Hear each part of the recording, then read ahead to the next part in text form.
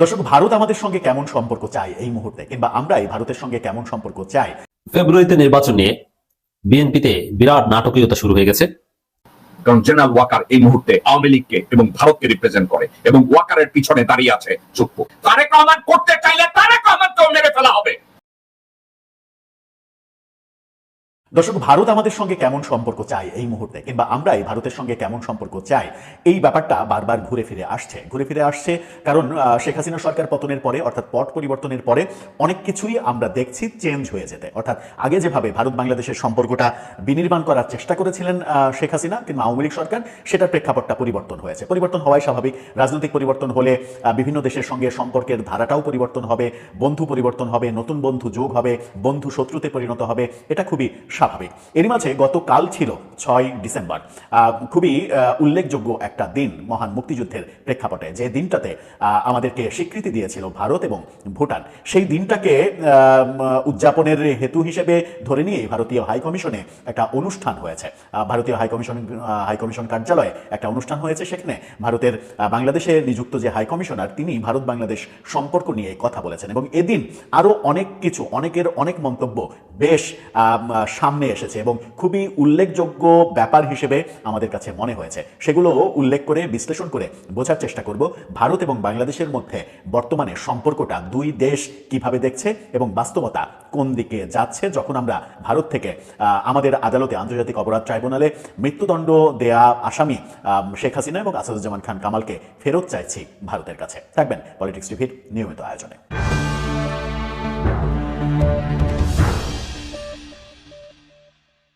দর্শক, বলছিলাম ভারত আমাদের সঙ্গে কেমন সম্পর্কে চায়, আমরাও ভারতের সঙ্গে কেমন সম্পর্ক চাই। এই ব্যাপারে ভারতীয় হাই কমিশনার তার মন্তব্যটা আমরা একটু দেখে নিই, তারপরে আলোচনায় আমরা যেতে পারবো খুব সহজে।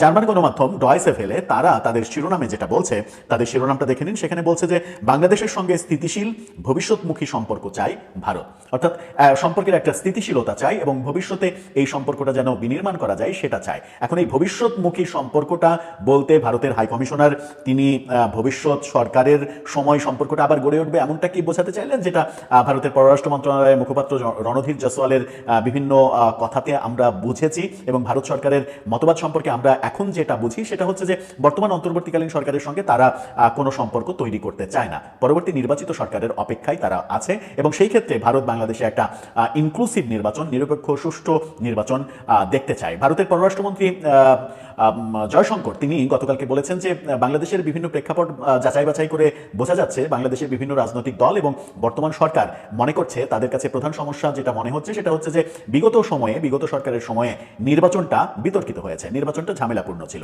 সেই প্রেক্ষাপট বিবেচনায় ভারত চায় বর্তমান সরকারের দায়িত্ব হোক ওইটাই প্রথম, যে আগামীতে একটা সুষ্ঠু, অন্তর্ভুক্তিমূলক এবং নিরপেক্ষ নির্বাচন অনুষ্ঠিত করা, এবং যার মাধ্যমে আগের নির্বাচন খারাপ ছিল এই উদাহরণটা যেন তারা স্পষ্টভাবে সামনে আনতে পারে। কিন্তু বাংলাদেশ সরকার কি সেই পথে হাঁটবে? ভারতের যে চাওয়া সেই পথে হাঁটবে? আমার মনে হয় না যে সেই পথে হাঁটবে।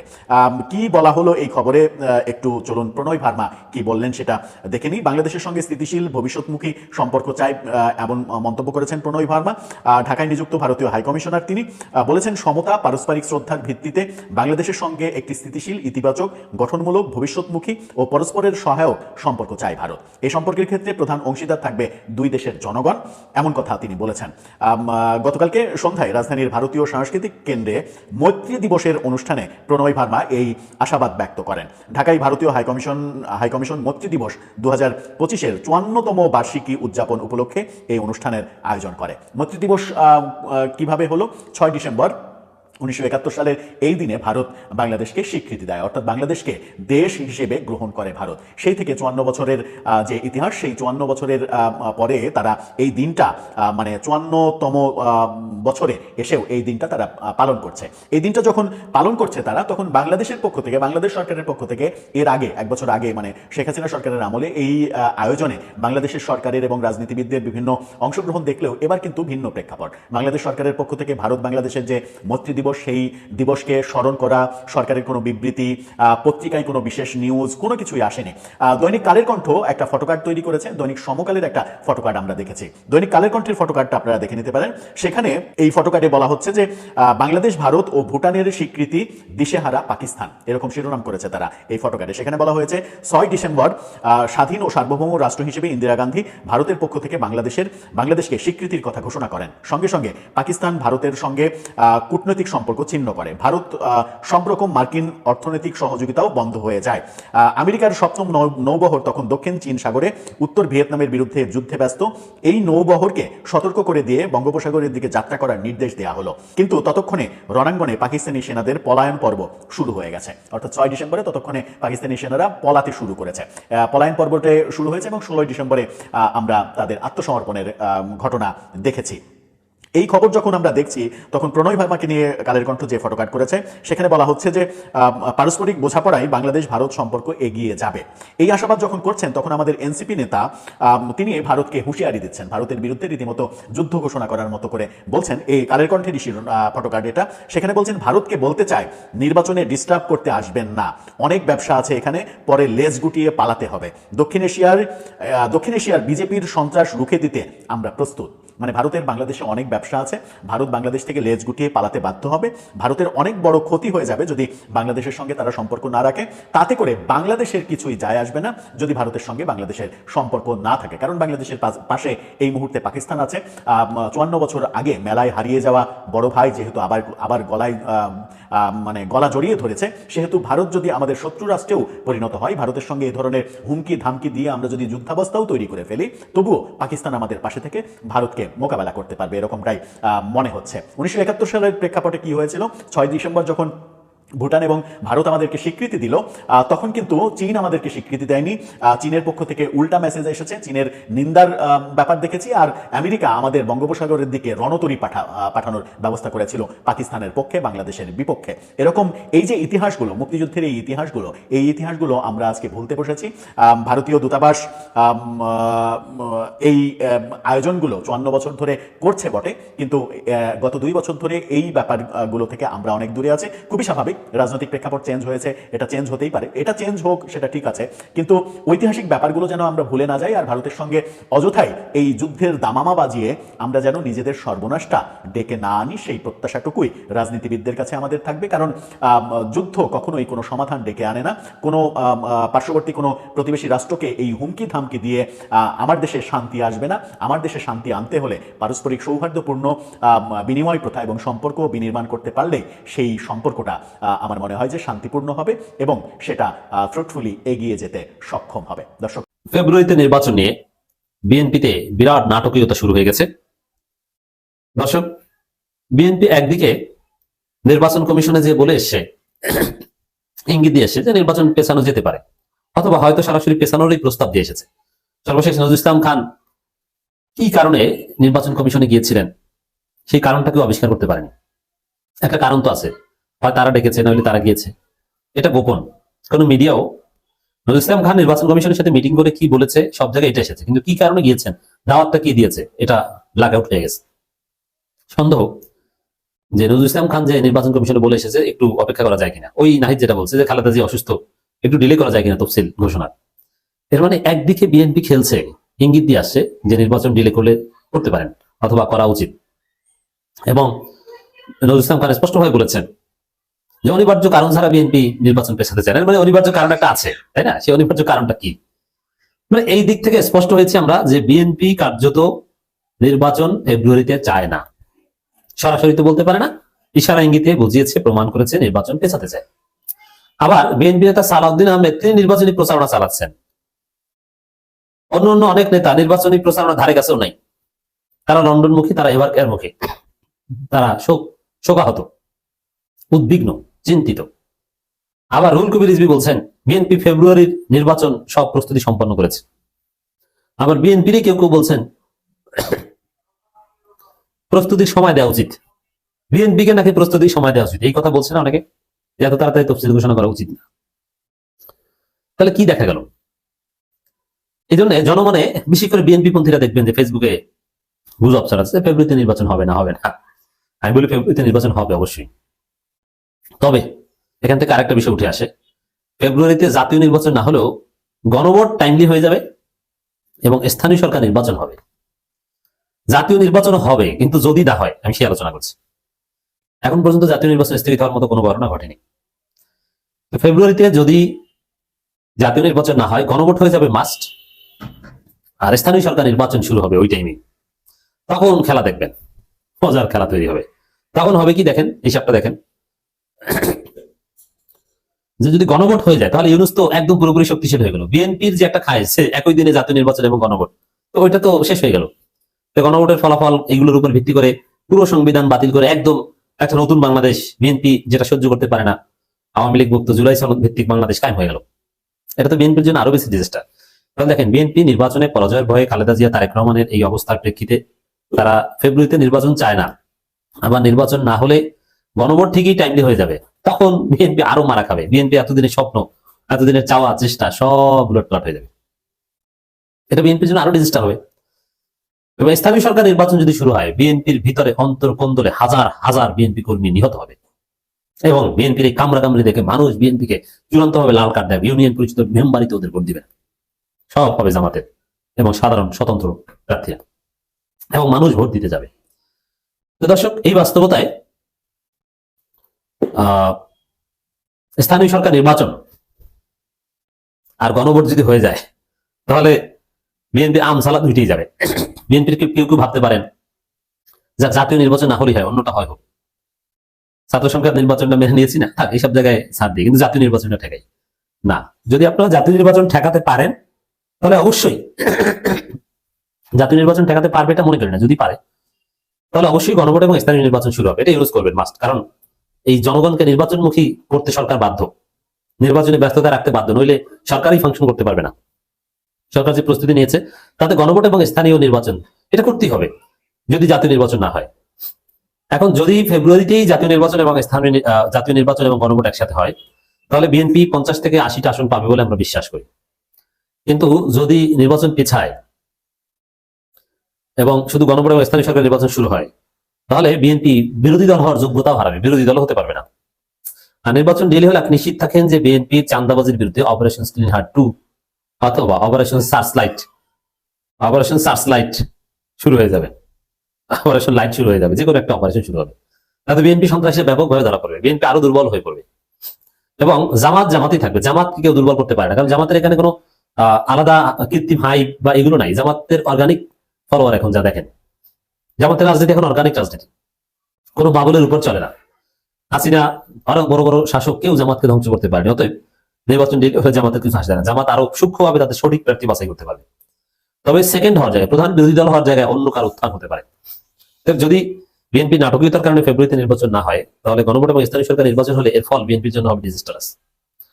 দর্শক, বিএনপি সিনিয়র যুগ্ম মহাসচিব রুহুল কবির রিজভী বলছেন, বড় ধরনের সংকট না হলে বা বিপর্যয়কর কোনো পরিস্থিতি তৈরি না হলে সরকার নির্ধারিত ফেব্রুয়ারি মাসে রমজান আগেই নির্বাচন অনুষ্ঠিত হবে। তো এই যে কথা, বড় ধরনের সংকট বা বিপর্যয়কর কোনো পরিস্থিতি, এই কথাগুলো এর অর্থই হচ্ছে যে বিএনপি আসলে ফেব্রুয়ারিতে নির্বাচন চায় না। ওই যে অনিবার্য কারণ ছাড়া নির্বাচন টাইমলি হোক, এটা আমরা চাই। নজরুল ইসলাম খান যদি আসলে নির্বাচন ফেব্রুয়ারিতে বিএনপি চাইতো, তাহলে বলতো যে কোনো মূল্যে ফেব্রুয়ারিতে নির্বাচন হতে হবে। এখানে অনিবার্য কারণ, বড় ধরনের বিপর্যয়, বড় ধরনের সংকট, এইসব কথা বলতেন না। এখন সংকট তাহলে বিএনপি সৃষ্টি করবে, কিন্তু আপনারা যদি সংকট সৃষ্টি করতে পারেন গণভোট এবং স্থানীয় নির্বাচন মাস, তখন আপনারা সেকেন্ড হওয়ার সম্ভাবনা বাড়াবেন। আর বিএনপির যে প্রস্তুতির কথা বলা হচ্ছে, এটা মিথ্যা। বিএনপির কোনো প্রস্তুতি নেই। বিএনপির প্রস্তুতি চাঁদাবাজির প্রস্তুতি। সকাল হলে টেম্পো স্ট্যান্ড থেকে চাঁদাবাজি করা, চাঁদা উঠানো, পাবলিক টয়লেট থেকে শুরু করে বিভিন্ন জায়গা থেকে চাঁদা উঠানো ছাড়া বিএনপির আর কোনো রাজনীতি নাই, কোনো প্রস্তুতি নাই। একটা সমাবেশ করতে পারে না, কি করে? বিএনপির কোনো কার্যক্রম দেখেন নির্বাচন কেন্দ্রিক? বিএনপি তারেক রহমান আসার বিষয়ে তিনি বলেন, এদেশে জনমানুষের নেতা তারেক রহমান তার মায়ের গুরুতর অসুস্থতা এবং সবকিছু বিবেচনা করে উপযুক্ত সময় দেশে আসবেন। এটা হলো আরেক ধান্দাবাজি। তারপরে দেশে আসবেন কিনা তিনি জানেন না, বলতে পারেন না, এই জন্য বলেন উপযুক্ত সময়। উপযুক্ত সময়টা কি সেইটা বলেন। কারণ জেনারেল ওয়াকার এই মুহূর্তে আওয়ামী লীগকে এবং ভারতকে রিপ্রেজেন্ট করে এবং ওয়াকারের পিছনে দাঁড়িয়ে আছে চুপ্পু। তারেক রহমান করতে চাইলে তারেক রহমানকেও মেরে ফেলা হবে, কারণ ওখানে বিএনপি সাউয়া বসে আছে, বিএনপির গোরখদক আব্বাস বসে আছে, মির্জা ফাক বসে আছে, আমির খসরু মাহমুদ চৌধুরী বসে আছে। আমার বাবা কত কষ্ট করে আমার নামটা লিখছে, হয়তো আমার বাবার অনেক কষ্ট হয়েছে নামটা লিখতে। আয়না ঘরের অনেক লেখা ওগুলো সব মুছে ফেলছে। স্বৈরাচার সরকার তো নাই, তাহলে তো কে মুছবে? ছোট মেয়েটা বলেছে তার বাবা আয়না